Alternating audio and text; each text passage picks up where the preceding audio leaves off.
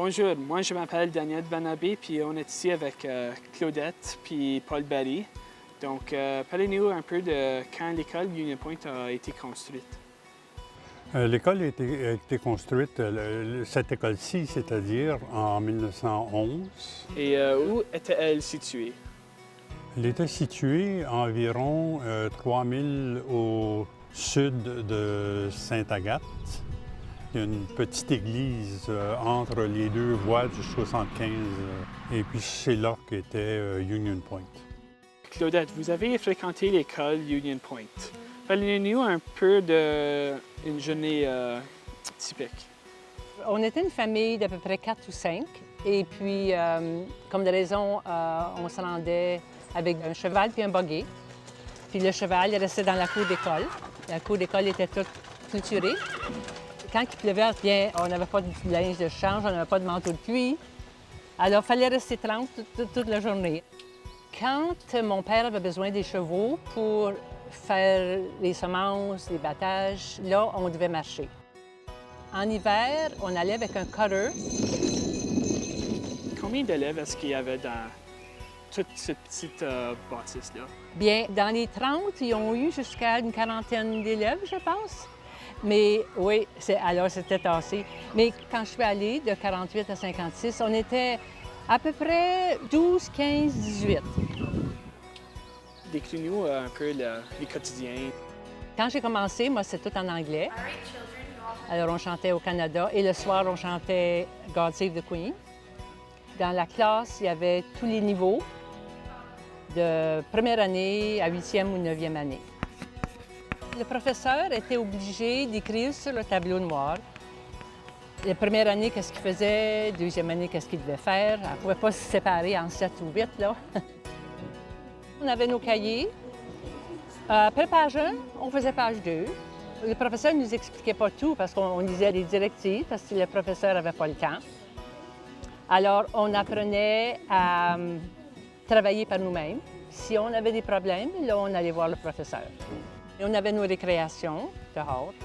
Puis on se faisait des jeux simples avec pas d'équipement.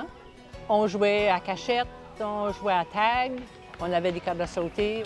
En hiver, on faisait des maisons dans la neige, on faisait des boules de neige, des camps de boules de neige. C'était des jeux très simples avec pas beaucoup d'équipement. Quelles d'autres responsabilités est-ce que l'institutrice avait? Oh, l'institutrice, elle devait tout faire. Elle devait être la secrétaire, la directrice, la surveillante, infirmière. Les plus vieux dans l'école aidaient beaucoup pour ça. Quand moi, j'étais la plus vieille, par exemple, on faisait lire les petits gradins, on leur aidait avec leur spelling. Alors, il y avait beaucoup d'entraide dans l'école. On faisait le ménage. Les garçons emplissaient le poêle de bois et de charbon le soir avant de partir, pour que ça dure toute la nuit.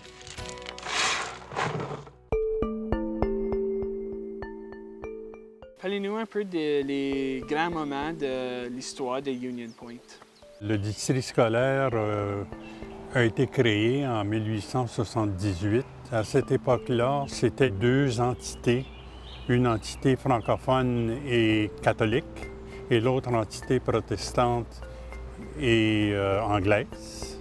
Vers les 90, ce statut-là a été changé parce que le gouvernement a cherché, réussi, ni plus ni moins, à abolir l'enseignement du français. En 1996 environ, Wilfrid Laurier, il est arrivé à un compromis avec le premier ministre du Manitoba, Greenway, où on instituait des écoles bilingues. Puis une école bilingue, ça veut tout simplement dire qu'on enseigne tout en anglais, sauf dans les écoles où il y a suffisamment d'élèves pour enseigner une autre langue. Ça, c'est pas nécessairement le français, là. Pour ce qui est de l'école Union Point elle-même, ça a continué tout bonnement en anglais jusqu'en 1911. Là où le grand-père de Claudette, il est arrivé là avec 7 enfants d'âge scolaire. Donc, c'était suffisamment pour avoir une école bilingue, mais ça n'a pas été facile. Ils sont allés en cours à plusieurs reprises pour tâcher de revendiquer leurs droits. sans vraiment énormément de succès. Quelques années plus tard, il y a eu la loi en 1916 qui a fait en sorte qu'on abolissait toutes les écoles françaises. Ensuite, on va jusqu'à 1945 avant qu'il y ait une nouvelle bataille, alors que le père de Claudette a décidé de se présenter comme commissaire pour faire en sorte qu'il y avait une voix francophone sur le conseil. Il a eu gain de cause, il a gagné.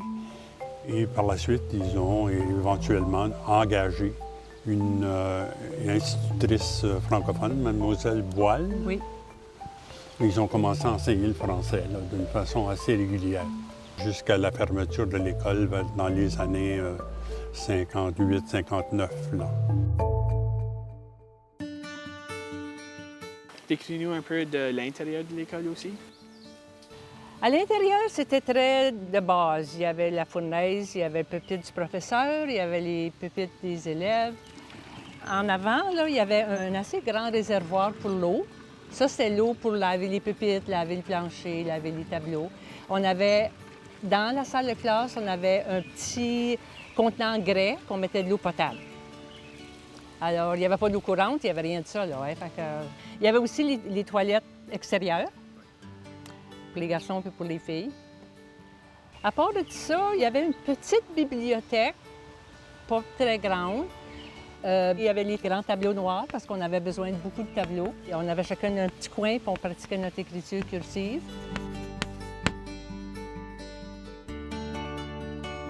Donc, avez-vous d'autres informations que vous voulez partager? La bouffe qu'on mangeait le midi. Bien, notre mère elle faisait des confitures, du ketchup vert, du ketchup rouge. On avait des sandwichs comme ça. Et puis, on avait des biscuits, des gâteaux. C'est tout fait à la maison. Puis on avait des petites boîtes en tôle pour mettre notre dîner. Avez-vous des anecdotes que vous voulez partager? Mes parents achetaient des sacs de nourriture pour les poules. C'était du bon coton, là, tu sais. Alors, ma mère, elle faisait nos vêtements avec ça. Ça, c'est moi ici, là. Avec ma robe que j'avais, c'était fait avec les sacs de nourriture pour les poules. Puis les filles portaient toutes des robes, puis les garçons avaient des pantalons, des bretelles.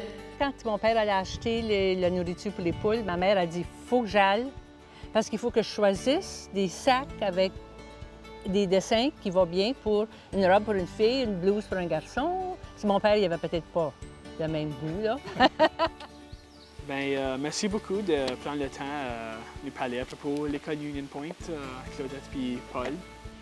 Bien, ça m'a fait plaisir, ça m'a fait repenser toutes les belles mémoires que j'ai eues de cette école.